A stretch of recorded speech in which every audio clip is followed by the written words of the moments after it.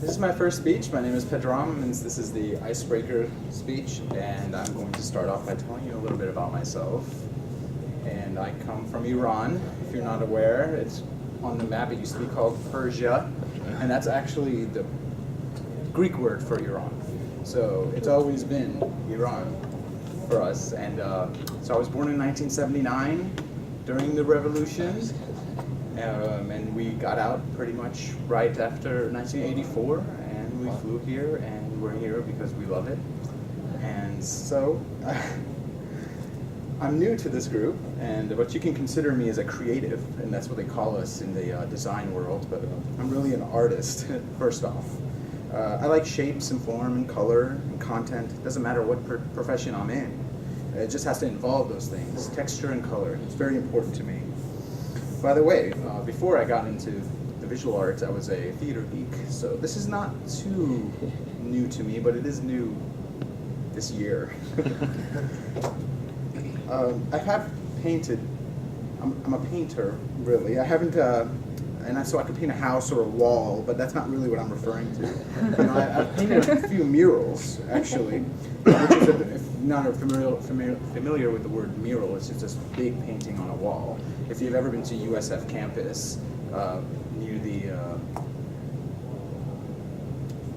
Marshall Center, the new Marshall Center garage, the very top floor, there's a mural on there, and that was one of the painters that did that. My name is on there. Cool. So it's I was in the art program at USF, and and what I hear is that the most people that would ever see my art is probably on that mural. So many people walk past there, generally. But my main style, I suppose, is I can paint in any fashion, but I choose to paint from my own culture. So I'm very, how you would say,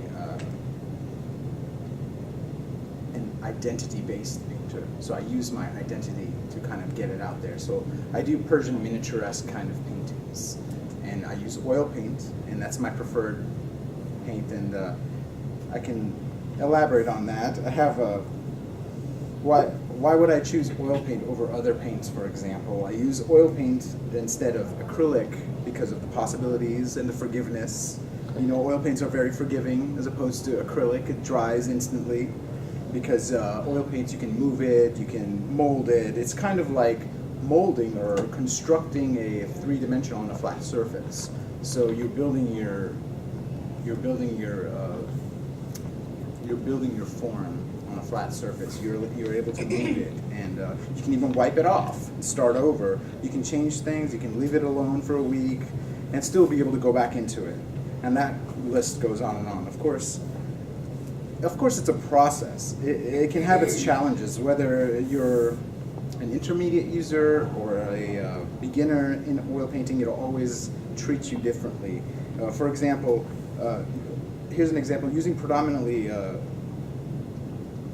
acrylic oil paints, the slow drying behavior of it could cause an excruciating kind of pain to a beginner. They just want it to hurry up and finish so they can keep it going on and on, which doesn't seem to be the issue with acrylic.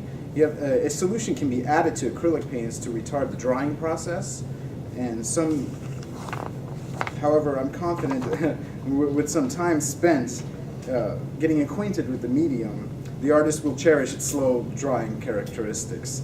He or she will wish the paint would dry even slower. Now, as acrylics can be mixed with additives to slow their drying, oil paints can also be mixed to speed up their drying. And this is not right or wrong, but it's a desired process, produces various effects and results. These possibilities always remind me of why in general I love the painting practice in general. So that brings some questions, it brings up some questions. What is painting, Is it a verb? Is it a noun? Is it both? What do you think? Questions like these bring up more questions like these, such as what is drawing and what is art? Can anybody here give me a definite definition of art that we can all agree on? It's in the eyes of the beholder. Very good. Yeah, I think that the answers are not clear. The gray area of graphic design and fine art is what brings me close to it. It draws me to it. I see it as a kind of a utopia that celebrates perfect imperfections, a place where you can be in charge and you can be right and wrong at the same time and still be right. My definition of art, to close, would be that it would have to include something, it's a communication between you and whoever, and it has to be socially